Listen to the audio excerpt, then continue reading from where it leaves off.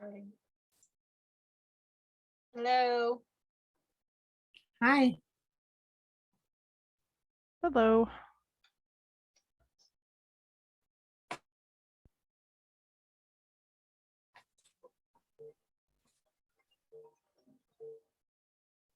I have to take a quick phone call, so I'll be back in just a minute if you guys want to get started.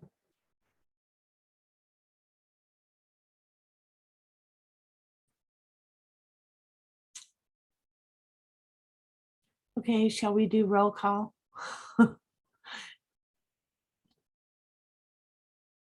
Is it just Counselor Whitney? Yeah, we're all here. That's going to be here. Yeah.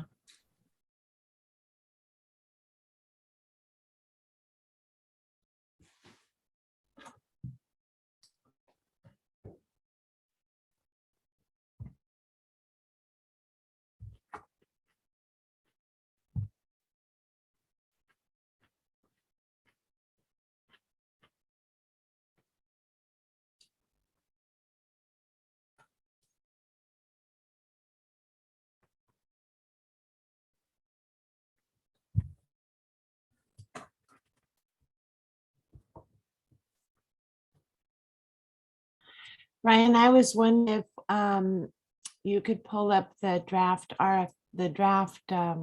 yeah, that.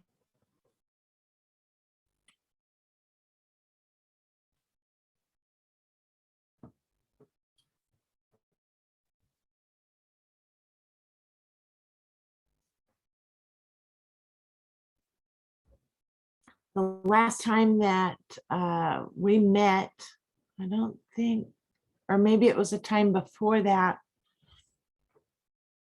I don't think Counselor Whitney was at the meeting, but Kathy, oh, actually, she may have talked to me about it outside of the meeting. She talked to me about the Lowell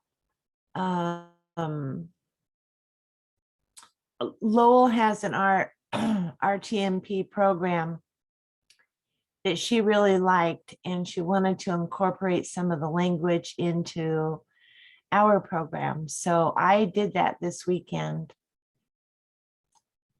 Is it in this document or is it somewhere else? It's in this document. Okay, great. So do we have the Lowell one to compare it to? Where you pulled the information from? I don't know if it's saved here. I have it on my computer. I have it pulled up. Or Brian could maybe just Google Lowell RTMP program and it'll come Oh. up. That's okay. That's okay. I made you a co-host as well if you want to pull it up at some point if you have it already. Okay, let me exit full screen, move this over to this screen. I have it on my secondary screen. So what do I do to share it with the group? If you have two screens, it's going to be a difficulty because it's going to want to show both screens. So you guys continue and I'll just start to hunt for it out in the Ethernet. Okay, it's called the Community Grant Program in Lowell.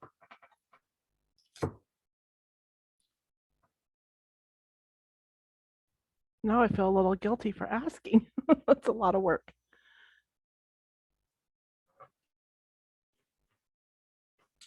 Well, I could give you a summary if you don't want to take the time to read through it, but they basically pool their TRT and RTMP together, and then they set up their program to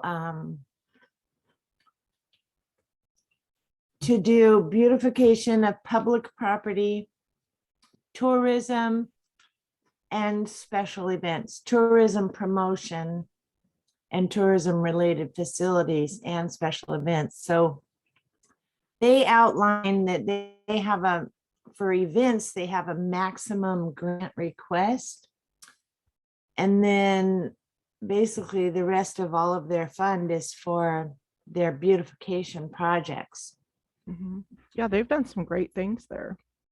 Yeah, and so since we have separated TRT and RTMP, I only transferred into this document of ours Mhm.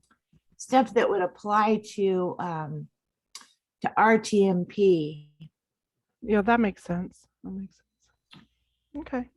since we're doing TRT separately, and we still need to go through that, or I don't know that we do in this committee, but the council needs to still get the transient room tax part all laid out, how we're going to do that program.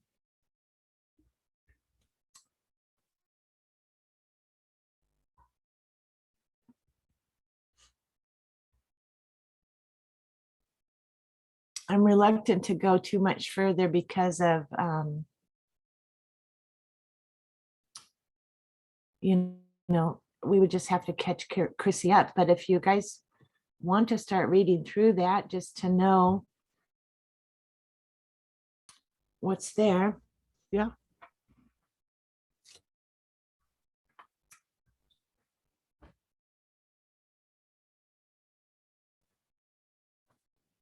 And Kathy already had a lot of this document done. I think it's the stuff there in the darker color that I added from the Lowell stuff.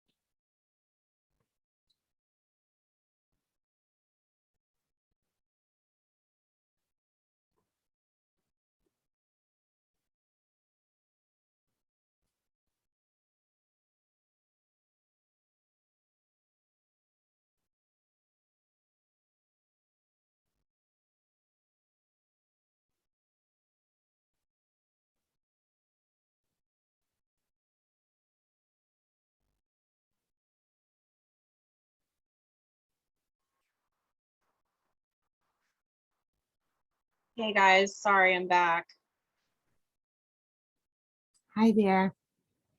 So just to let you guys know, I tested positive for COVID today. So that was my phone call. I found out not too long ago, but I'm working with the school to get my other kids checked. And one of my kids is positive too. So I will be home for a while.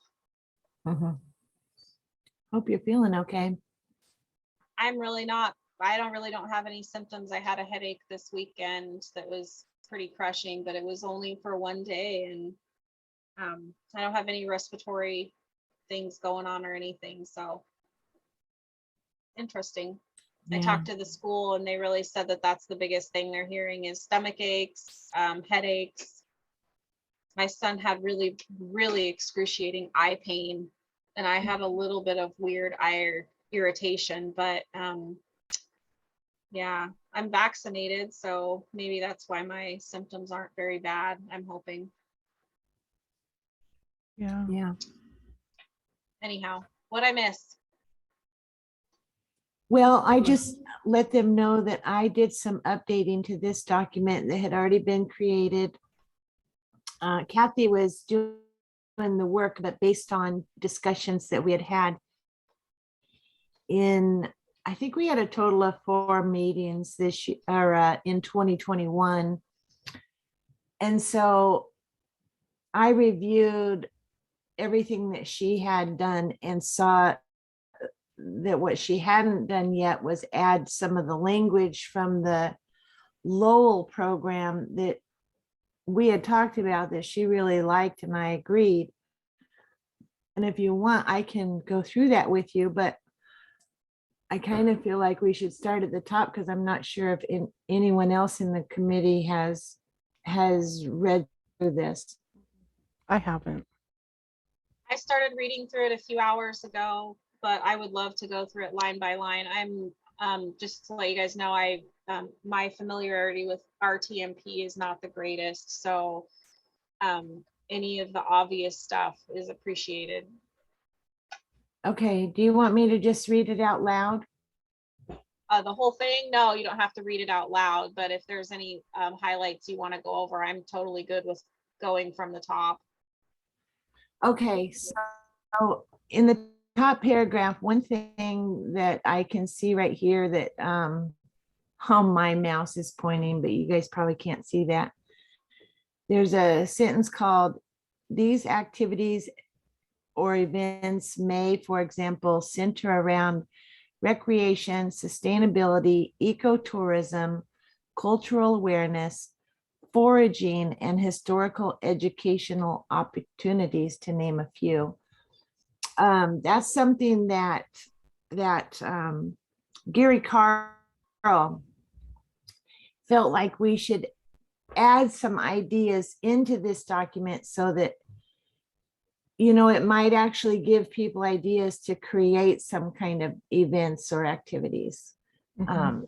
And that we want to get this advertised more, that we have this program so that it might encourage people to do, you know, bring things to Oakridge, events. So moving down into this dark, what do you call it, bold area where it says eligibility criteria. We're focusing on tourism promotion and tourism related facilities and special events. So, and this is specific to RTMP. TRT would be other big projects that the council wants to do, but Yeah. The priority is given to projects that attract visitors from outside the community. And these are all, I got them from Lowell, but I can confirm that they're all what Lane County, they have a purpose for RTMP funds. So these match up with that.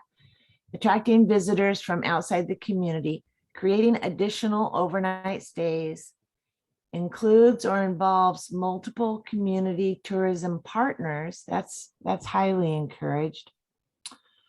Leverage additional dollars or resources. I'm not exactly sure how to interpret that, but I left it in there for, I guess, for us to decide if you wanted that to be there as well. I think it might mean you could use RTMP to have an in-kind contribution or a match for a grant or something. Oh, okay, yeah. That makes sense. Self-sustaining, have growth potential, or builds capacity. I think that's really important for particularly in some of our heritage events. We want them to become self-sustaining, you know, continue to grow and build, you know, larger audiences. And then the last one is measurable or return on investment. I like that that's there, although I'm not sure we would require anyone to, you know, to document that we have a return on the investment that we made. Well, I think we've done that, like with the bus fare. Remember when we had that, and he came and presented, and you know, as a follow-up, and showed us, you know, how many people attended the event, how well it was, what he paid, what was earned, that sort of thing. Yeah, I liked that. And so, and I think this speaks to that. Okay. And so this document, as we scroll further, you're going to see it does have a requirement for an after event summary to present. So then this next paragraph is maximum grant request. I took this from Lowell, but the numbers that I put in here, I came up with myself. So they're totally flexible, negotiable, whatever. It says this program is allocated approximately $8,000 annually. Organizations may request up to $2,500 per eligible project or event for up to 5 years. And at which point they become a heritage event and are only eligible for $1,000 annually. I think I should probably take the word project out of that, because I was specifically thinking along the lines of, how there's always been controversy over these annual events that we have locally that don't necessarily bring in tourism, or no one's ever proven that they do. So I was thinking like a new event should be eligible for a larger amount and then continue to receive that amount for a length of time. But then after that, like if they've done it for 5 years in a row, then they would be considered a heritage and then would only be eligible for $1,000 moving forward. Because by then they've probably built up their own pool of resources to do their events over and over. So didn't we have 3 years before? We did. And we do that again. I just took that because that's what we'll have. I think the No. 3 years was for a for-profit company. Yeah. And I was thinking of mixing the whole the whole profit or nonprofit, because I don't know, an event is an event. And the controversy locally in town is there's people that don't think that the Kagan Cast Festival should be able to get money because of the language in our RTMP program says nonprofit event. And the Kagan Cask has a nonprofit sponsoring the event, but the event is actually not nonprofit. It's profitable, and they keep some of their money that they earn every year to rebuild for future years. And then they donate part of their money. So the event itself is not nonprofit. And I was kind of just thinking of getting away from this whole argument and not differentiating. What do you guys think? I mean, why does it really matter? Well, for me, nonprofit just speaks to usually being something that's for people and not for personal gain. So I myself would be more inclined to do more for a nonprofit opposed to a profit organization. And then defining, if they have a 501(c) attached to them, I would call them a nonprofit. So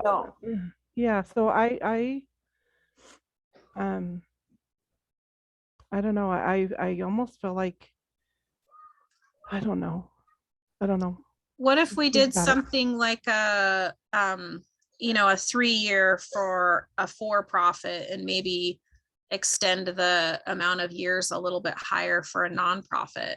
It's funny you say that, because that's kind of what I was thinking a minute ago. And then I talked Yeah. myself out of it. Well, because I mean, being involved in both events, I helped out a lot with the bus fare, and I absolutely think that the bus fare was a really positive thing to bring here to Oakridge, especially for tourism. I mean, and I was actually the one, because that was my first year as counselor, and I heard so much negativity about that, what you're talking about, Dawn, and people upset that the funds were being used wrong. And so I actually asked Brock right in the very beginning, hey, can you put together some data and some surveys to show the council, were there room stays created from this? Did you promote restaurants? Did you promote hotels? Whatever. just to really try to take that money that we were giving them and show us how they used it to encourage people to come to Oakridge. So I guess I have to say that I think even for-profit events are going to, there's a benefit to those places that are looking, that should realize the benefit, like hotels, you know, restaurants and all those things. That's really our main goal here, right? Is to bring tourism here. Yeah, it's definitely, and to, So, but I see your point as a for-profit event. It's kind of look at it a little different versus like what Bobby was saying, where it's a community benefit. We're not one person. So I definitely see that too. Yeah, and so, you know, speaking to the Kagan cast, me personally, I would consider it a nonprofit just because I know the money goes to, you know, our local food room, and it's for our community and the most at-risk and needy people within our community. And them keeping seed money for the following year shouldn't be an issue. So I think then just becomes defining what's for profit and nonprofit. well, a nonprofit has to have a 501c3, Mhm. and we have a couple problems. We don't require them to prove it to us, number one. And number two, the event, well, I already know Kagan Cask as that name is not a nonprofit. The UWCDC, who they go through, is a nonprofit. Mhm. But they explained at our a council meeting earlier this year that they actually they keep a certain amount off the top from Mhm. everything that they make, and then part of the money goes to the food bank, and they used to share it with a couple other organizations, but I'm not sure I remember if they actually are still doing that No. or not, but No, I remember the discussion, and yeah, and I remember Amy, it was Amy Kelly, saying that the Kagan cast was created out of the UWCDC to raise money. You know, they're all interconnected, and that's why the Kagan cast existed. They just had other partners that were helping with the Kagan cask, and they earned money as well. And I think it was like a 10% Yeah. piece somewhere that somebody else was helping with, and they're not doing that anymore. But really, the Kagan cask is connected to the UWCDC, which is the nonprofit, and it was put in place to raise money specifically for the food room, and then they're just keeping seed money for the following year so they can run an event the next year. So I get, so I that can just, assure you, I have no problem with it. It's Okay. it's hoteliers in town that are collecting room taxes that are pretty adamant that we follow the rules with Lane County. Mhm. And I think part of their, and I'm What just was that? guessing here, but I think part of their frustration is they believe that the event does not generate room stays, and it doesn't generate, you know, what we're looking for. We're looking for events to generate room stays, restaurants and things like that. And they have all the food and drinks and everything at their event. So they're not seeing a return on investment for that. And it makes sense to me. But I was kind of curious, and this isn't really directed at the Kagan cask or any group in particular, but I think I mentioned this to you, Dawn. We talked about it, but what if we made a requirement for all of these groups that they must, you know, they need to show us that they're going to somehow advertise or encourage that people come up in Oakridge and stay in a hotel. Maybe they use the hotel's logos on their flyer. Maybe they use restaurant logos on their flyers. I mean, not really a hard and They're fast, supposed like to do you that. must do this, but something in their advertisement that they are really making an honest effort to get non-locals to come up to Oakridge and, Mhm. you know, do whatever it is for the event. As a matter of fact, that's built into this. If we scroll further down, one of the parts of the required documentation to apply is your advertising plan. So I don't know if it's right in that. So are section. you saying that mostly the hoteliers, however you pronounce that, are the frustration is profit versus nonprofit? Yeah. Yeah, that the money is supposed to be, well, specifically the money's supposed to be for events that create room stays. Is that in the Lane County document that they have to be nonprofit? No, I don't believe that is. I think it's more about room stays. I think you're right. But the focus has been on that keyword event as probably the only, Mm. I mean, nonprofit event. It is written in here, nonprofit event, or it is in our old one.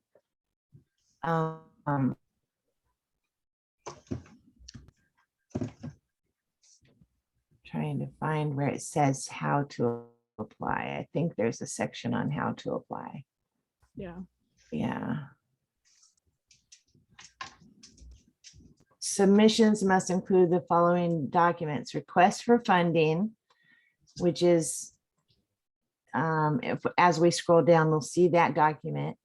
And then a completed RTMP questionnaire, which is another document, and your advertising plan, which I started to create that document, hoping that we could, you know, if you think anything else should be in there as we scroll down. So there's the questionnaire. And it's asking the specific questions that,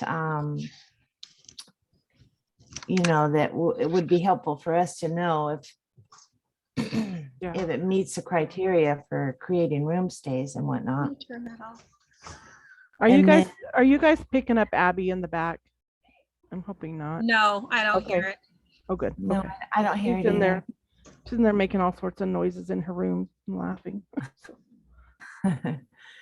And it says you do not need to meet all 9 criteria to be funded. Which is very true. Obviously you don't, but I think they have to meet at least the room stays part. Or at least, I don't know, it's gonna be up to this committee. We need to get a couple of, we need to get a posting and try and recruit a couple of citizens to be added to this committee, but Yeah. So hey, so like for your first question where it says, does your event project create motel hotel room stays?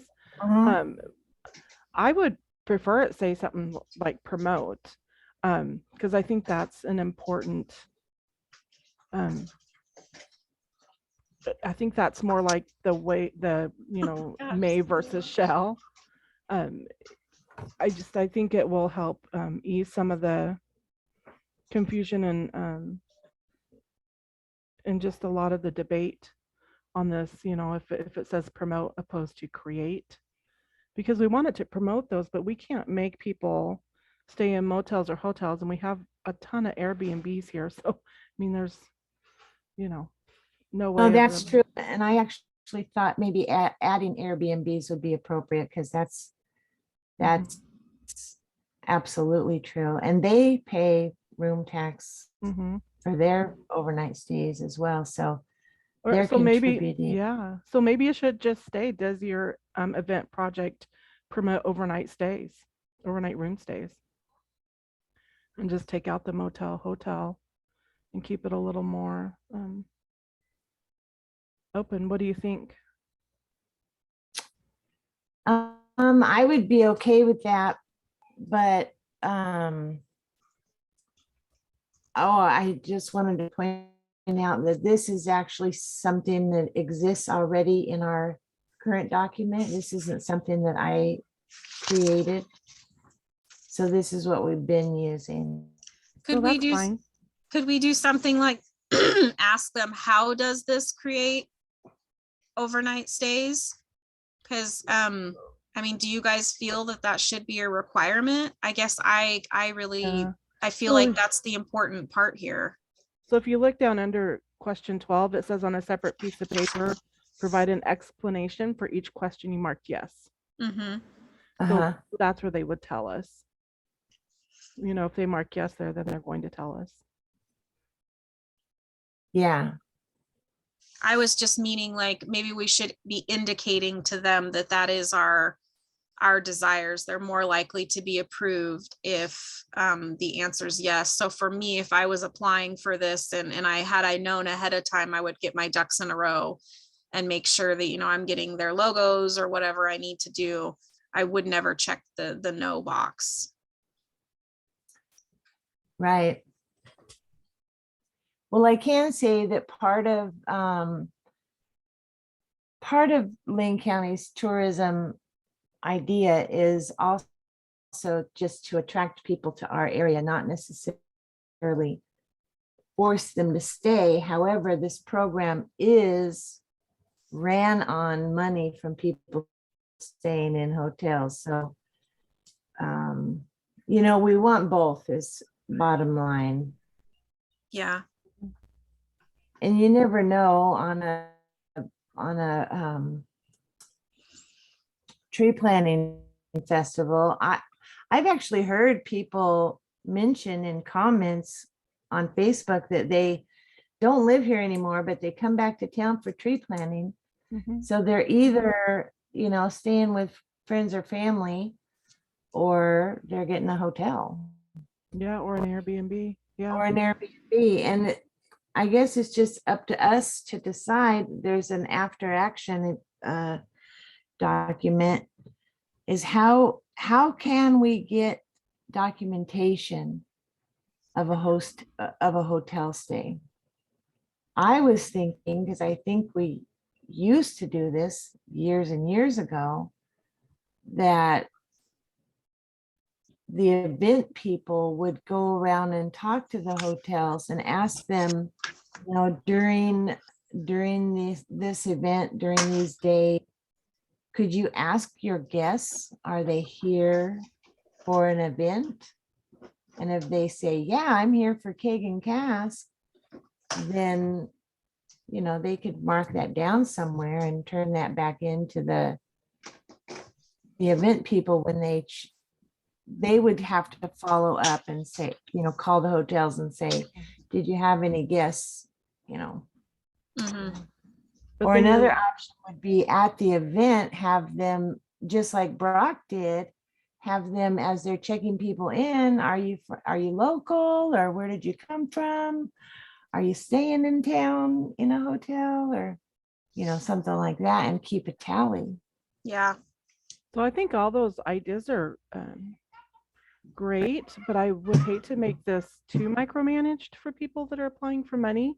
I almost feel like a lot of the little things we've talked about would be a great, like an informational sheet of, these are some things we would really like to see with your event, you know, like how to promote it, and wanting to see logos from local businesses and following up, because to follow up, it would be more than just contacting local hotels, motels. It would be the Airbnbs, and how do you get that information? You know, and that's hard. It would be harder to do. So I don't know, That you know, would. if we would have really clear information, but I think it would be nice to create just a simple document for when people apply that says, you know, these are some things we're really looking for. You know, this is where the money comes from. This is how we would like to see it, you know, benefit the community. Maybe a better cover letter kind of thing addressing that Yeah. stuff when you fill Yeah. out the application. Yeah, I think that would be really helpful. Because I think if we get too micromanaged, just it'll just make it harder for people to apply. And, you know, we Yeah. might see fewer people apply that may actually bring something really great to the community, but maybe a little intimidated, you know, by all these little things we're requesting. But if we give them something with ideas and links and ways to find what they need, it would be really helpful for them, you know, like, you know, listing our businesses, maybe, you know, for them to contact, or just something, you know, in that regard. I'm glad you guys can't hear Abby because she's very distracting in the background. Oh, I hear it Did every you really? once in a while, but it's not bothersome. It's Oh. it's not. That's good. It's She not. said a really bad word this morning and then just giggled. And I'm like, oh my gosh. She's been listening to the boys in my house. So. And it was very plain for a child with a speech delay. It was a very plain word. Mhm. So what's the name again of the document that we're on right here? If you could, The questionnaire. RTMP. Well, this is the questionnaire. And then the next one down is The request for funding. funding. And it lists out how much they anticipate their expenses to be, how much of those expenses are they asking to be funded? And then that third column is funding requested. Oh, percentage of what you're asking to be funded. I'm not sure we really need 3 of those.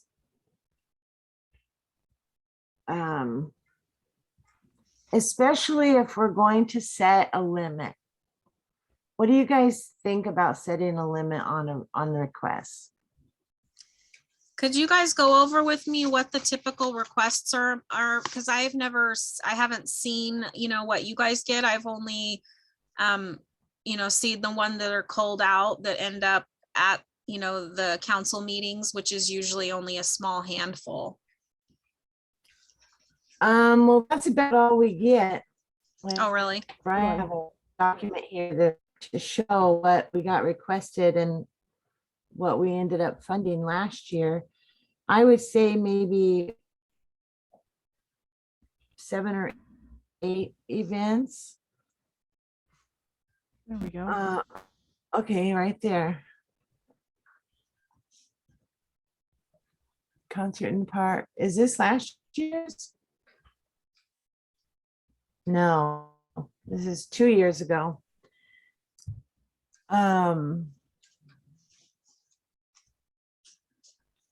So last year's was a little bit smaller, but some of these, like Concerts in the Park, is annual. Although COVID has slowed a lot of these things down. The disc golf course has typically for the last several years been asking for different amounts for helping get that park completed. I don't know if they'll have events moving forward or more work on the park. I don't know, but the bus fare, I don't know the status of Brock, but that was supposed to be a repeat. Down there where it says Triple Summit Challenge, that is something that is a bike event over, I think it's held in Westford. It's a running event. Oh, is it? Yep, it's a long distance running event. Devin Vance Coy is who does it. So what would you suggest? Just a flat fee for each, or a flat awarded amount for each person instead of because I'm not opposed to that, but it does look like the numbers are quite different here. So I would worry that, you know, somebody like the bus fare, that might be a really hard hit for them if they were only allowed, you know, $1,000. Yeah. So Well, even $1,000 after the 5th year. Huh? The $1,000 would be after the 5th year of their event. Oh, okay. I is see what what I you're was saying. suggesting, and 2,500 before then. So You're I saying, wish, Brian, could you find the 2021 RTMP one? So, you know, I really like the $1,000 after 5 years. I think that's so do I. great. but I feel like, and I see where you're going, Christy, with this. I feel like maybe it's a percentage up to a certain percentage of their event expenses or costs, opposed to Okay. giving a flat dollar amount. I should probably throw something out here now. What we're looking at doing, or we've talked about in the committee, is instead of having a deadline, you have to apply by this day and we award all the money at the same time. They'd like to convert it over to a year-round application process, so they could apply it any time. And what we talked about with that is, well, if the bus fare turned in their application in January and other events didn't apply till June, July, and we awarded 50% to the bus fare, $20,000, that would wipe out the budget. Yeah, So we thought we should look at a flat amount, which is basically what we did last year, which Brian just pulled up, is we took the amount that we had, which was 18,000 and some odd, or 19 maybe. And we decided to set aside a certain amount for what if another event pops up or a project for like putting up, I think Gary Carl wanted to see if we could get a billboard put up on I-5 that would help attract people to Oakridge. So we reduced the total amount and then we just basically divided it by however many people applied, which left money in our pool and money for a project that we didn't end up getting, but So I That's how- sorry. I keep thinking you're done. I'm sorry. I'm not trying to interrupt. But I'm wondering if, when I mentioned a percentage, if that might be better, because a lot of these are just in certain times of the year. And I agree with spreading it out.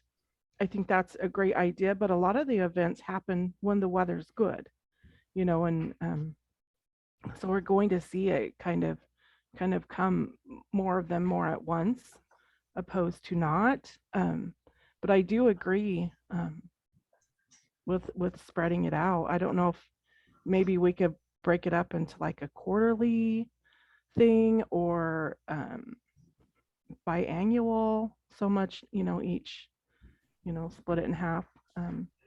I kind of like quarterly because sometimes events come up and they come up and they got to be done. So Mhm.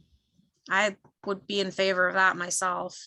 Yeah, and there's nothing saying they can't apply early, because I said Yeah, the document said up to 12 months before, so they could apply early, and if they don't get it that quarter, then they could apply and keep their application in place for the next quarter.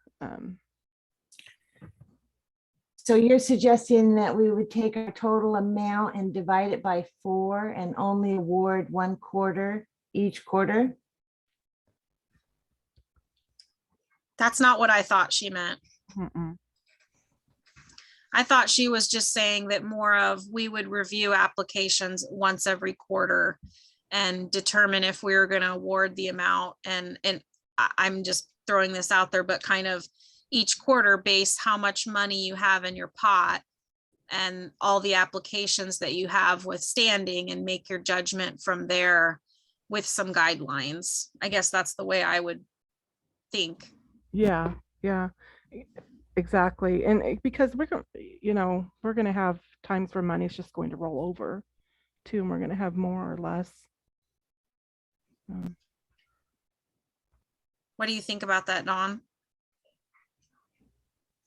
Well, I really feel pretty strongly that if we're going to have year-round application process, Brock isn't going to be the only guy who comes up with a great idea that's going to cost a lot of money to get off the ground. I If thought she someone was, else, I thought she was saying a quarterly application process. Mhm. Yeah, Yeah. she is. So all I'm saying is if a person shows up with a $20,000 event that they're hoping to get half of their funding for, we would award them 10,000. If they showed up at the beginning of the year, that would pretty much, deplete the fund, leaving very little for everyone else. So then how do we decide how much everyone else gets? Well, earlier I also suggested doing a percentage of That's what I their mean. event, and I wouldn't do 50% of their event. I think that could just be Especially not for high. a profit. I don't think for a Mhm. profit event. Exactly. I see I- what you're saying though, Dawn. You don't want to give up all the money in the beginning of the year when you don't know what else is going to come in. Right, which is why in our committee meetings, we discussed this and talked about setting a flat rate. And if you go back and look at these awards that we did, we could pull up the 2021 again.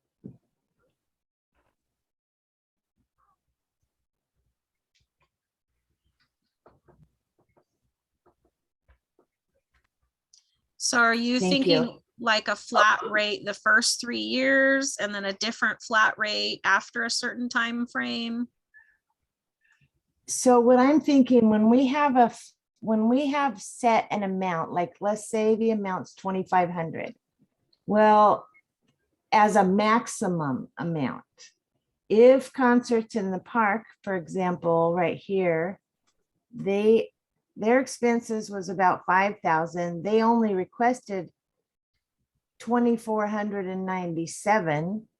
If our maximum amount was 2,500, then they would get fully funded for what they're asking for. The next event, or let's look at some other examples down here. Disc Golf Club only had a $750 ask. So they would be 100% funded because it's under the $2,500 threshold. But someone who's asking for more than the $2,500 threshold, in this particular year, what we did was we took all the people who were asking for less than, and we just fully funded them. And then people that were asking for more, we just divided it up, what we had by how many people were applying, which ended up meeting in the last column. You can see a couple of people got 100% of what they were asking for, and others only got 29% or 88% or 70%. So it wasn't really like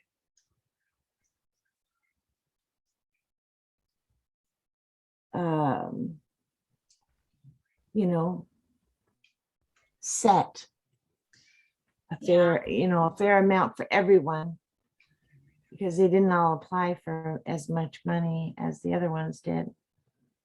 Mhm. I think I follow you better now.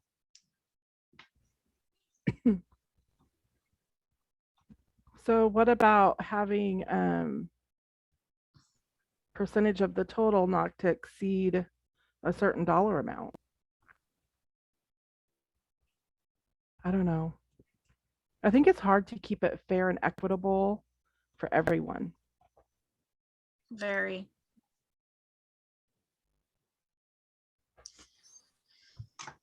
Yeah, Yeah, wasn't it the first year we that's did exactly why we're trying to do this. I want to say the first year, didn't we give over $10,000 to the bus fare? Yeah, Mhm. I mean, it was like, actually it was 17,000. yeah, it was a lot of money and we got a lot of flack for that. Mhm. But I know that event would have never happened otherwise.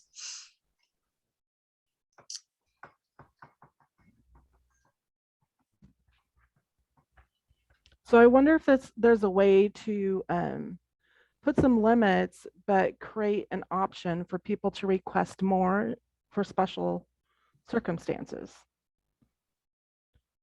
You know, create a preferred limit of what you prefer people to ask, but just create some sort of option for that. Because there's always, you know, there's always going to be those situations where people, I mean, just always, I mean, just in any job in any organization, there's, you know, like 80% of your work is standard, but 20% is just that exception. You know, there's always going to be that, and we don't want to leave out those opportunities and options. Well, maybe what we could know. consider doing is, we know that we get roughly 18,000 every year. If we were to say like 5,000 of that off the top is kind of always set aside, and we Mhm. only allocate 13,000 for whatever amounts of events come in. And then we could somehow in this documentation say, you know, if you have a special need for an excess amount of money, you know, come and talk to us about filling out a special request or something like that. And that's what that set aside money could be used for. What do you think? Yeah. Well, I don't see any reason not to have it on the application. That way people know it's an option, because if it's not there, they're not always going to know that's an option. So I think it would be important to have it there.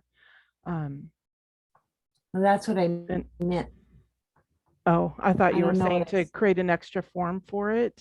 No, Okay. Okay. I'm like, oh, don't want to do that. no. Well, I guess what I did mean is, if they wanted to let them know that there's a way to apply, and then they would have to, you know, put in a special request in one way or another for Mhm. extra money.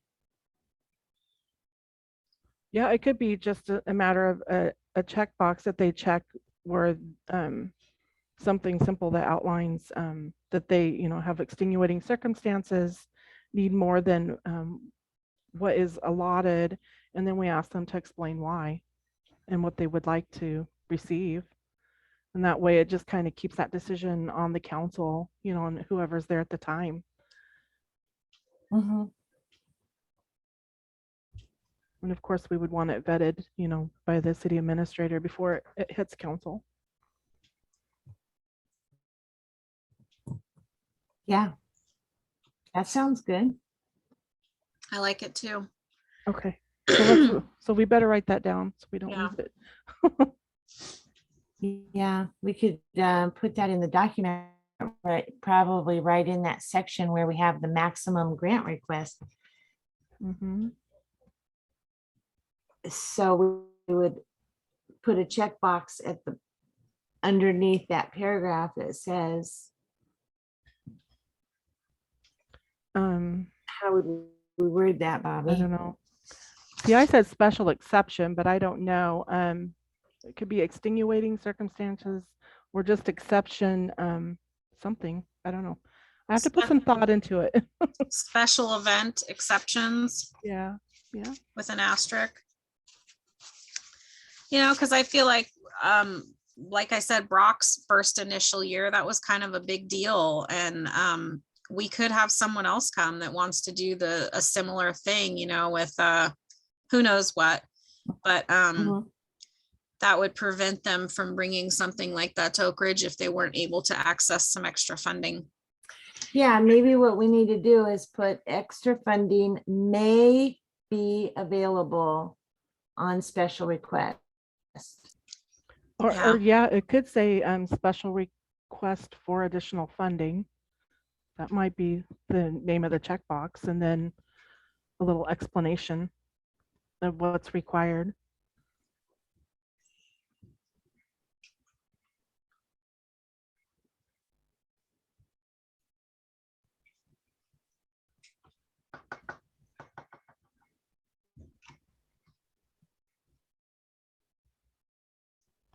How much time is this meeting allocated?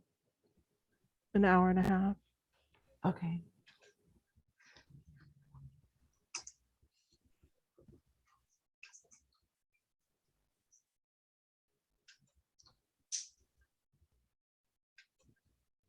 So can we So- go back to the whole 3-year, 5-year thing if that's not already in there?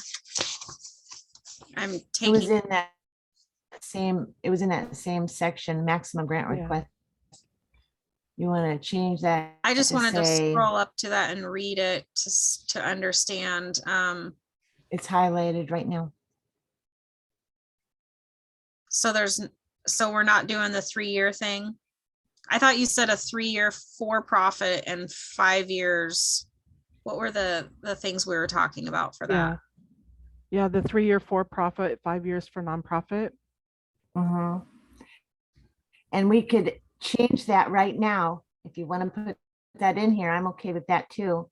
We would put that in this paragraph. Mhm. So instead of saying organizations may request up to 2,500, that would say nonprofits may request up to 2,500 for up to 5 years. And then the next, that would probably be the end of sentence. And then it would say for-profit events can only make requests or, Well, yeah. yeah. So Up to 3 years. organizations may request up to 2,500 per eligible project or event for up to 5 years. As a nonprofit Yeah. And we He can- we just can wrote it on the wordsmith side. it. Yeah. and 3 years for a for-profit. Uh-huh. Mhm. So then after that though, were we still doing $1,000 for either or? I think so. I'm Okay. with that. So after that, they become a heritage event and they're eligible still. So essentially, does that mean for 15 years, they can receive $1,000?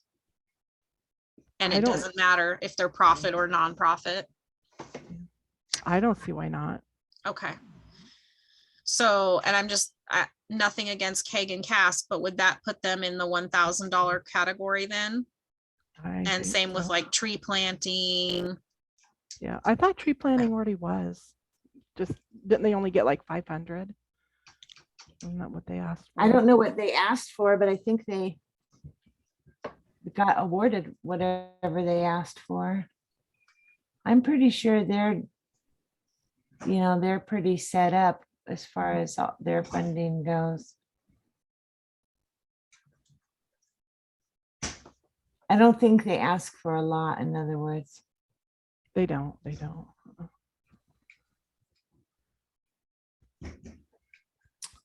It'd be nice if they would, because like there have been years where they've had some really fun like fair type of rides that have shown up and had some fantastic events that really had a lot of turnout. It'd be great if they can grow that more. But there's nothing saying that a heritage event couldn't ask for more money if they meet that special request for additional funding criteria, you know.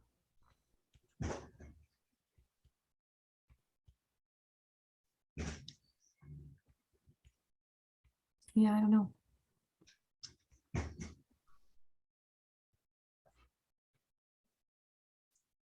So based on what we talked about, the 3-year, the 5-year, and the $2,500, and then adding a option for a special request for additional funding and needing to provide an explanation and basically sell why they need it to the council, I think all that looks really good. Go ahead. Mhm. I like it too.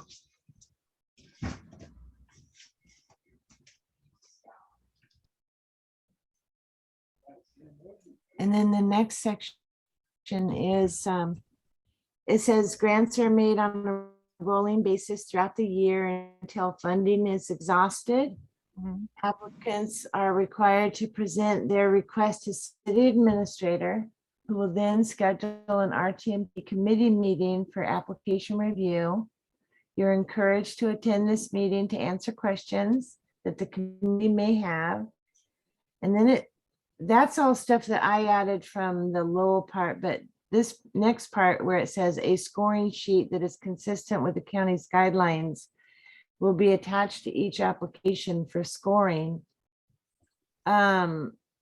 I know that used to be in the document, but I have never seen the scoring sheet. So I don't know if one exists or if that's something we need to create. We would need to create a scoring sheet. Mhm.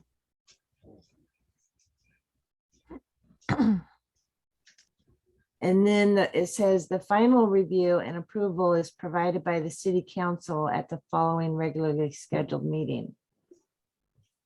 Oh, So my does- alarm's going off. Hang on. Oh. So does the county have a scoring sheet? Is that what I heard you say? No, well, I don't know. Maybe they do. I doubt it, actually. Oh, so maybe Lowell? No, Or no, is it this just is ours? something that was in our, Mm, it was in our original document. I think actually there's a pretty good possibility that at one time one existed, that it was when Susie was on that committee, Susie and Louie. I think uh-huh. they may have had one. So maybe one exists somewhere at City Hall. Yeah. Or just Uh, you know, the questions we looked at earlier where it talked about the creating a hotel stay and all of that. What was it, 12 questions? Yeah, up in the, I think it was that one. I mean, we could turn this into a scoring sheet right here. And then, you know, depending on the questions, it could be weighted differently. well, I'm wondering, since that portion has been in this document in prior years, I wonder maybe Brian could just look at some of the prior applications that have been scored and, you know, and went through the whole process. Even if Yeah. we have to recreate it, we Yeah. could do that, or Yeah, at I least think, see it. yeah, I think we need to really take time to talk about scoring and what we want Yeah, for that. Because I mean, so like, for example, at my work, some of the programs I do are family caregiver programs. And when we go, or well, something easier is like OPI, which is Oregon Project Independence, where people can get on a wait list to get help in their home and be paid, have a home care worker that's paid. And the scoring on that of where they are on the list depends on several different factors. But some of the different questions have different score numbers assigned to them, you know, based on, you know, the care that they need and the level of care for different areas that we identify as being most, putting them most at risk. And we could apply that same kind of thought process to a scorecard, you know, so create a number value that's higher for maybe, you know, if it's creating a hotel stay, you know, there's a higher score for that. yep, Or, you know, just, you know, create a scorecard that really creates higher values for those things that we're really targeting, but still acknowledges the other things they bring, you know, where they can still earn points. right, Those as well. right. Like if it was a mushroom walk or something like that, then it's pretty likely everyone who attends is only coming for the day. So, but it's still bringing people to our area who might go, oh, this is really cute town. I think I'm going to come back and Yep. hike in these woods and get a room or whatever. So that's part of what we're looking for too. So they would maybe get a little lower score, but they would still get Exactly, a score. exactly. And then it just really helps make a more transparent process.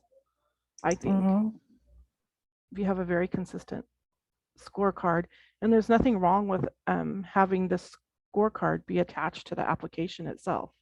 You know, there's nothing saying we have to have, 20 questions. True, Okay. but the scorecard is something that well, it could say right on it that it's for the RTMP committee only. It's not something they fill out. Right? Well, I think they could self-answer questions for us that could give us a number. Oh, I see what you mean. So I'm thinking of self-scoring, and you're thinking of the Oh. committee scoring. Yeah, and we could do it either way. It Mhm. sounds to me like it's something that's always been done by the committee. Because it says, Mhm. please note, these scoring sheets may be viewed by the public upon request. Yeah. So I almost feel like if we have a score sheet, I think having it in a more transparent way is really going to help eliminate more of the questions and the people thinking we're being sneaky or doing something, behind closed doors. You know what I mean? You know how some of that stuff goes. Just to Mhm. avoid it, it would be nice I feel like it would be nice to have um, just those questions like that they had here, use those to help score. And really, the committee can, I think they can just make recommendations. I don't think they should have to score. I think just recommendations, and then just comes to council and they make the final decision. I'm 'Cause- looking at the criteria for on the Lane County's one, and would it Uh-huh. make sense to take that criteria and put that into the score sheet? I don't know. I don't know what it is, what it says. It's just the mission statement from the county one. I mean, it might already be kind of in there. Number one is increased transient room tax revenue countywide, Mhm. increasing overall revenue from room tax visitor stays. So I think we have that identified. Yeah. Yep. There's 6 of them, but I like the one that says develop, advertise, and package rural Lane County attractions and group tour businesses that encourage overnight stays by, and then it has a couple, ways to do it. Uh-huh. And it would be a good place to put what we talked about earlier, about advertising local businesses in your Mhm. within however they advertise their event or whatever it is they're doing. Another thing, I don't know if it says it in what you're reading, Chrissy, but I remember at some point over the years hearing that Lane County wants all advertising to say this event is funded in part with rural tourism tax dollars, Lane County rural tourism tax dollars, or something like that. I don't know. I'm sure the exact words they want to have used is in the Lane County's website. And I actually threw that into one of these. If we scroll down to the page where I just started it to be kind of like a form for advertising, right? It would start right here, page 3. Your advertising plan. This event is funded in part by the Lane County Rural Tourism Marketing Program. If you're awarded funding, your advertising must include the following statement. And then it goes on to say, describe your plan for advertising. And then it has, I think, the question, do you have a web page? Please provide the links. Mhm. I And think right. it, Oh, sorry. I think it should also say, please attach any flyers or something like that that have been created for advertising. Yeah. Yeah. So, right under where it says this event is funded in part by the Lane County Rural Tourism Marketing Program, I think under there would be a good place to add and just put it in again. It's something about it, we encourage event organizers, or however you want to word it, to include advertising for local businesses. So like what we were talking about earlier, just something that that speaks to that. Yeah.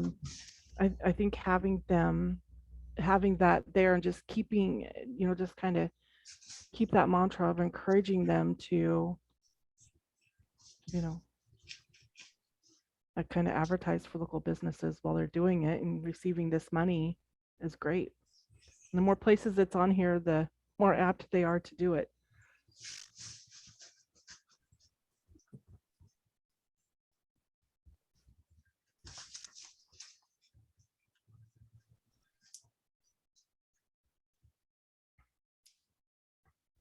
Yeah.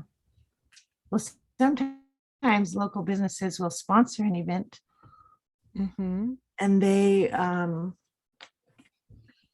always tend to include sponsors in their advertising. Mm-hmm.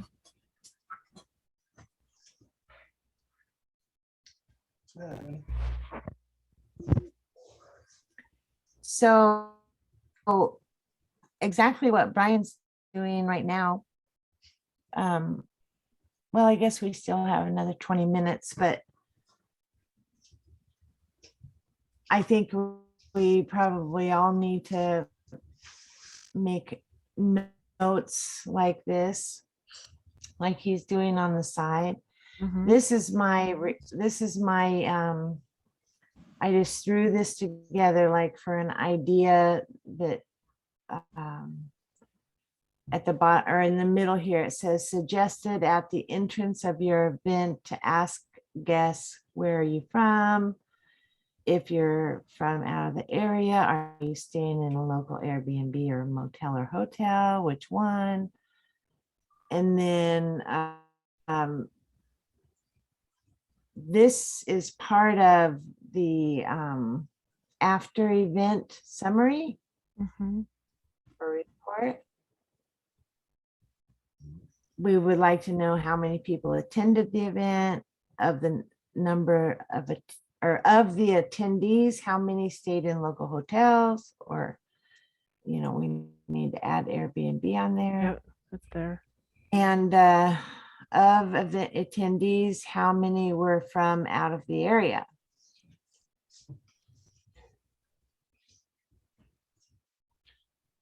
Yeah, I think this is a great idea. That we talked about, and we've talked about this in council, of asking people to come back and provide us a summary or the after event report.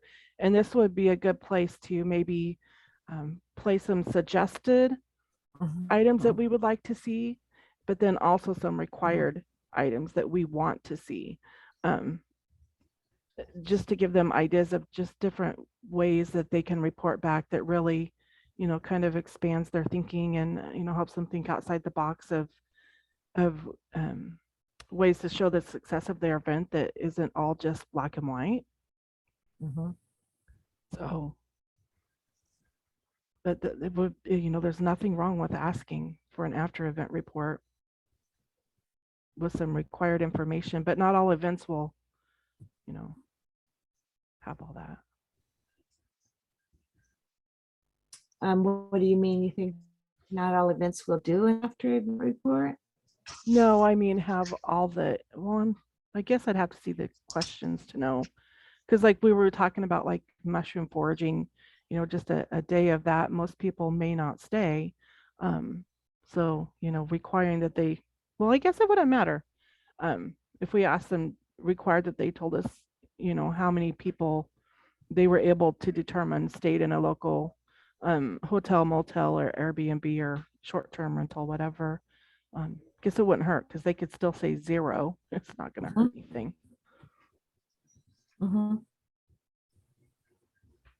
Yeah, 10 people attended and none of them stayed in hotels.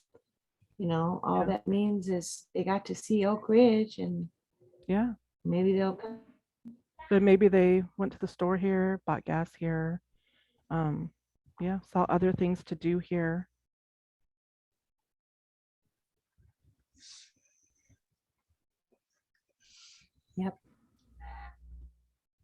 It'd be great if we had like a little care package for some of these event organizers that had things from the chamber and just different entities within Oakridge that just can kind of stuff that they I could share with the people that come to their events. I love that idea. In fact, I think we should put that on this committee's to-do list after we get this buttoned up. Yeah, I think it would be a great idea. Because if we don't give them information, they're just not always going to know. But if we give them enough information, it doesn't mean they have to do something with it, but it can certainly help. Yeah. Create So- more ideas. Yeah. Sorry. Yeah. There's a lot of resources that you don't even know about until you start getting into it, and to have all that info when you start would be so helpful. Yeah, absolutely. Absolutely. Do you mean that would include in this application packet, like some literature with information, or were you talking more like a gift type thing? I'm thinking once they're approved by council that we just send them a packet Yeah. or provide them a packet of It could have brochures like, or whatever. yeah, have like a Eugene Weekly ad in it to give them some ideas who to contact for Eugene Weekly, who does that, point them in the exact direction.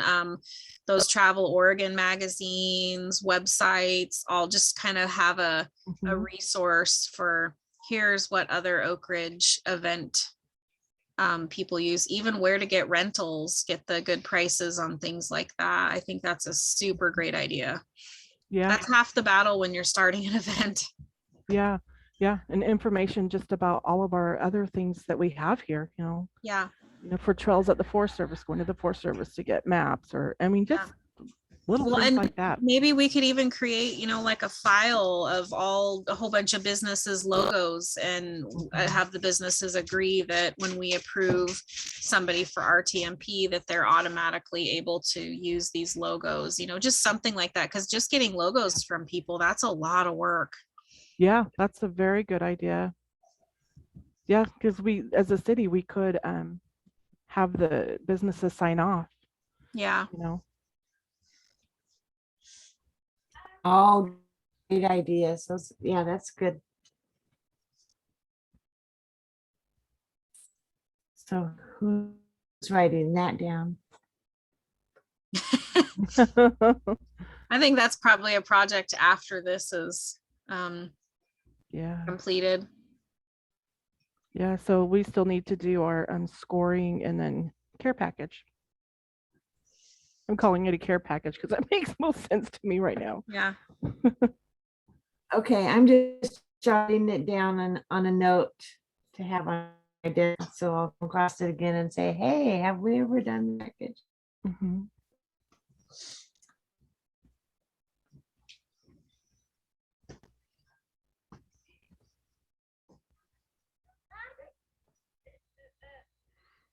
Yeah, I don't know if I have the brain power to work on the after event questions, of what we're looking for, but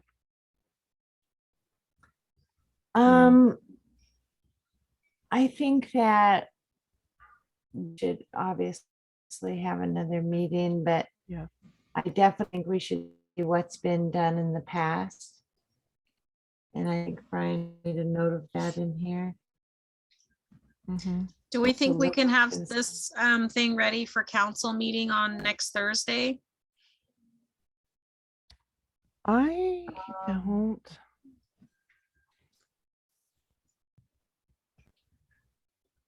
So I would really like to see the scorecard be a scorecard that the applicant fills out, that's really transparent and part of the application. And then of course any recommendation could come from the RTMP committee. And maybe they have an additional scorecard or something, I don't know. But I think it would be great to have some sort of scorecard that gives applicants an idea of how we're weighting things, and it really makes it a little more transparent. So I think we would need to still, if you guys agree, I think we would still need to do that. And then of course that last page with the after event questions, kind of what we're requiring and what we would like to see. for an after event report. Do we want to break this up and each of us work on a section? We could. I'm willing to work on something tonight. Okay. I don't think I'll have the brain power to do it tonight, but I can Okay. this week. Well, I was going to suggest that. Well, for one thing, I have a designer, a computer. She could make these documents much cleaner, and I don't know if either of you guys have those kind of skills, but I know I could give that part of this project to my daughter and she could get it done in a quick amount of time. But I also see is on the one where they put in their budgets and stuff. Do you guys think that's good? What's right there? It's on 2 different pages, which is terrible, and it's formatted really poorly. It'd be nice if this was a fillable form where they could fill this out. They can get it electronically and fill it out and allow some of these boxes to expand to make more room for more information. Actually, Amy Kelly does that. Admin committee, she's been doing that on a lot of forms, so that is something that we could arrange to get. But first, we want to make sure everything's on here we want on here or don't want on here. Yeah, Like- I would focus on it at that afterwards. It's easy enough Yeah. to do and put on the website. You don't really need it in this package. Right. But for example, you use words on this form, fax number. I took that out because I thought, who uses a fax? Do they even exist anymore? Yeah, almost everybody Um, scans everything. Or I don't know. even why would we need that? I'm fine with eliminating it. Does Yeah. but yeah, it has contact person and phone. Those should be 2 separate lines because there's an event and then there's a contact person for the event. Right. That's just the formatting part, I think. Yeah, I see what you mean. Yeah.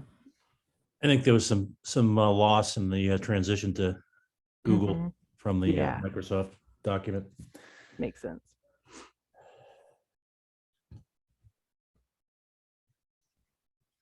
Well, they have plenty of space for other, so nothing is like jumping out at me, but I have never done an event, so like that would meet any of this criteria. Abby's in there laughing. Well, for example, the Kagan Cask in other, they might put in there that they're hiring a band or a beer truck or, something like that. So expenses for those that don't fall into the categories that are listed above. Yeah.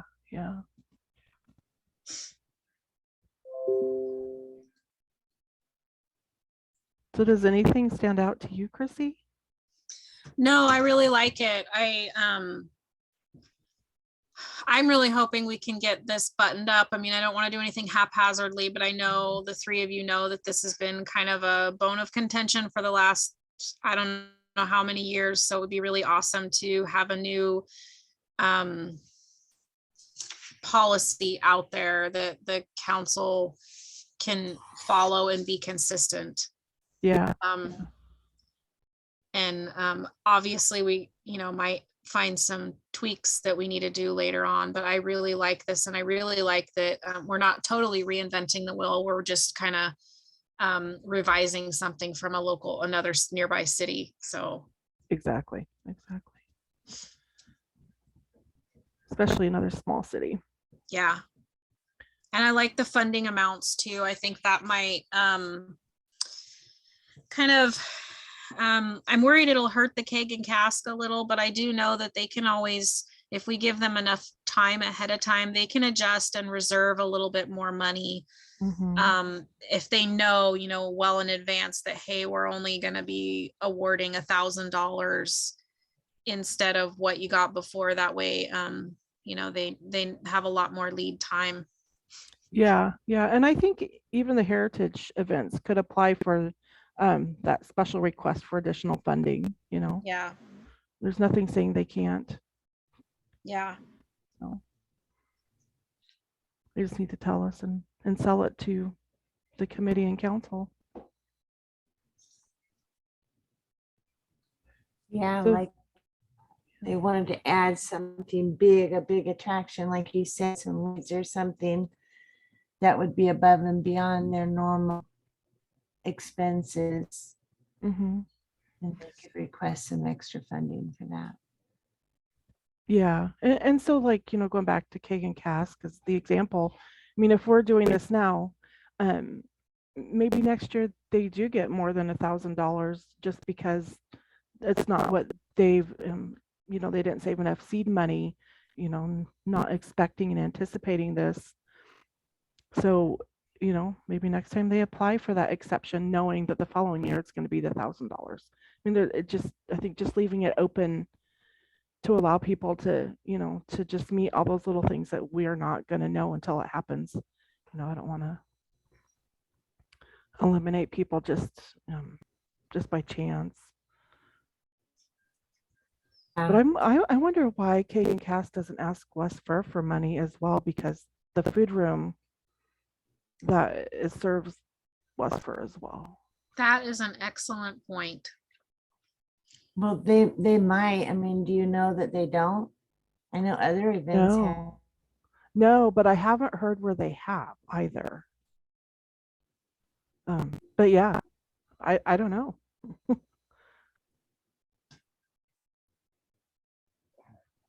I do know that some of them, like I know there's at least one biking event, or maybe it is that running event that's fairly new to West Fur, and they have asked for and us. Yeah, and it got was awarded. Okay. that. Yeah, it was. Yeah, Isaac used to do long distance running, and Devin Vance Coy was his coach for a while, so Oh, okay. very familiar. And I have to take Isaac to all these running events, and Devin always ran as well. So, that's how I became familiar with who and what he does. Something to think about on the years is when the clock starts. So, are they consecutive years? Or are they cumulative years? So you need to be very clear. If you want to start the clock as this instruction comes out, then, everyone would be eligible for, 3 or 5 years, depending. So something to think about. Yeah. And I how far back are you going to go, So.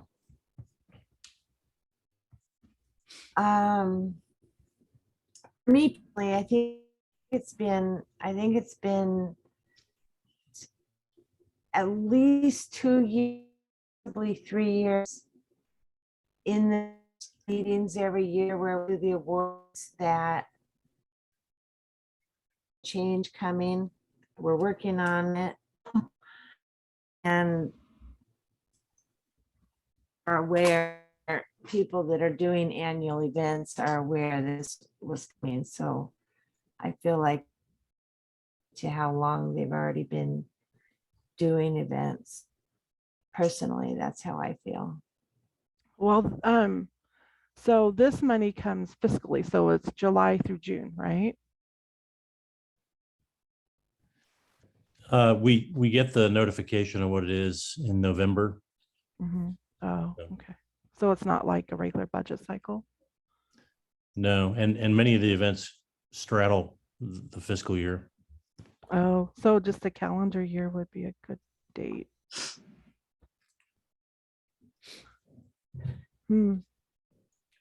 Well, since it's gonna be rolling, it wouldn't really matter, right? Well, no, when we start this, our new criteria here of, 2,500 per project and 3 years if you're nonprofit, 5 years if you're profit, or whatever, said it backwards. When we're going to implement that, is it the date that we sign this? Effective the day we sign this, maybe? And approve this? I mean, when are we going to start that? And, are all these events that have happened over the last 5 years going to be grandfathered into this now? Or do we just start, your 3 years or your 5 years starts this date, when we sign it? I think it's a good question to ask. I guess that'll have to be a council decision, because I definitely think, my personal opinion is the time starts when they started having events. Is how I look at it, because it was either 2 or 3 years ago that we said, this is going to be our temporary 3-year plan, and then we're going to have a new plan coming soon. And it's taken 3 years so far, but Well, I don't know. I'm fine with just letting our plan start when we sign this, and this is approved by council. I prefer not to just go back and look at what's happened in the past. I prefer to just be really upfront that this is what's happening from here on out, and this is how we're moving forward. But I mean, maybe we're talking about two different things. I'm meaning, yeah, we would start implementing this as soon as council approves it, if it's approved. But all I'm suggesting is that the heritage events, it won't start today, that starting today, Kagan Cass gets to be eligible for 2,500 for the next 5 years, and then they become a heritage event. It's my opinion that they're already one, because they've already been going for 10 years or whatever it has been. Yeah, no, I hear what you're saying. I just, yeah, we've told people this is coming, but this is a new requirement. So I could go either way. I'm not sold either way, but I don't know. I guess I just feel like, this is the way we're going to start doing it. So then we just start implementing it on this date, but I don't feel like we should grandfather people in and say, oh, you've been doing this so long already, so now you're only getting this much this year. I don't know. You think that I probably take a look at the COVID pandemic, because there are many of these events that have actually not done anything for 2 years. And is it, like I said, is it consecutive or cumulative? So maybe it is a good time to just start the clock, but it's up to you guys when you want it. But either way, I would pick a date, even if it's 10 years in the past, you need to pick a date. I would personally say cumulative would make more sense, because if an event missed 2 years, it wouldn't be fair to penalize them. But I also, and this is nothing against the Kagan Cask, but I know they've been doing the event for 13, 14 years. I don't think it would be fair to let them start off at year 1 or wherever. I think that's kind of the whole point of this, is that we're consistent. And I don't know, that's where I would lean that way, that they are over the 5-year mark. And tree planting. Yeah. Concerts in the park. Yeah. So how far back do we want to look then? I mean, I'm fine with that, but how far back do we want to go? I mean, what's fair, Well, isn't it, if we know that they're a profit event, it's 3 years. So it's pretty easy to know if it's a profit group and it's more than 3 years, or if it's a nonprofit and it's more than 5 years. 5 years isn't that far back to go. mean, we know No. tree planting, keg and cask, and a lot of those have been doing it before then. So, yeah. We could have a lot of grace though the first year. Like you said, there's that special extenuating thing, and maybe one of them needs to apply kind of for a 1-year thing to get themselves. Because for instance, the keg and cask, I actually talked to Amy after it just so that I could wrap my head around how it really works. And they can hold back more than 10% if they know they need to. So just using them as an example again, Yeah. if we said that, hey, you only get $1,000 this year, well, for them, that's might be a little tough this year, but next year they could go ahead and reserve maybe 15 or 20% next year so that they can make it by with only that $1,000, maybe putting a 1-year buffer in it for those groups that are up against the deadline. But I do kind of feel like the hotel people are going to be a little pissed off if they find out that we're going to allow all the groups off at, year 0. Mm-hmm. So maybe just looking back 5 years at the events, since that seems to be the larger number that we're. Well, if it's cumulative and they haven't held events because of COVID, then we should go back further than 5 years.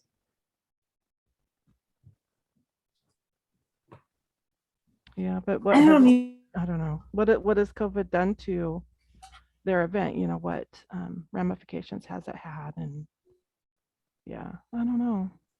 But then again, there's still that option, that special request for additional funding. Yeah. So yeah, okay, I'm cool with starting it and looking back at how many times they've applied over the years. There's been discussion about the hoteliers and I get the feeling that maybe they think they own this money. I mean, they're a pass through. It's paid by the tourists. So I don't, they think they have some sort of ownership over this. I take offense to that, but in any case, it's 7:30 and we just need to figure out the way ahead for this. Okay. Yeah, actually, you're right. I feel pretty good with the progress.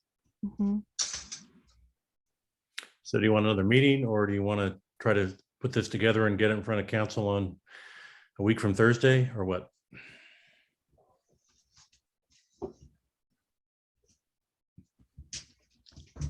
Well, I'm very visual and I think I would need a meeting to see it. Yeah. I'm so sorry. Could we meet again on Monday or something like that and see where we're at on Monday? And then if we're at a place where we feel comfortable presenting it to council. I can put a placeholder on the agenda for it. And if it doesn't come to fruition, it doesn't come to fruition. I like that. Okay. Do you want me to go in and make all the edits or does someone else want to do that? I don't have the time. I'm happy to sit and work on it tonight. Okay. Sounds good. And then what about a scoring sheet? Do you think you could find one tomorrow, Brian, and get it out to us to look at? I've never seen one, but I'll look in some of the older folders and packages and see what I can find. I'm not promising anything. Bobby, would you be comfortable if we can't find something to go off of to maybe just take this out of this document and then move in and then look into that to add it back in the future? Well, I honestly think we could come up with a score sheet based on a lot of what's already there. Any score sheet we have doesn't have to be exactly what they had before. Well, it wouldn't really be fair to score them on anything but what's in the criteria. I agree. It doesn't have to mean everything in the criteria, but it should be focused on these 12 items. some of those Mhm. 12 items. Otherwise, it would not really be fair to the event promoter. Yeah, because I don't quite get why you ask if they target or monitor Western Canada and international markets. I'll just- I think it's probably suggested verbiage from Lynn County. Okay. Yeah, I mean, a scorecard could come from this right here. Then, of course, we have that other thing about promoting local businesses. We could do 1 for yes and 0 for no, probably on all of these. What do you think? Well, yeah. I have an idea in my brain, but I just can't quite get it out. So, I wouldn't use, like I said, every one of these, because is this a Yeah. group travel tour or package? It really isn't a fair scoring criteria. mhm. I agree. True. But you can pick some of these that are obviously are, and find some way to measure that. Mhm.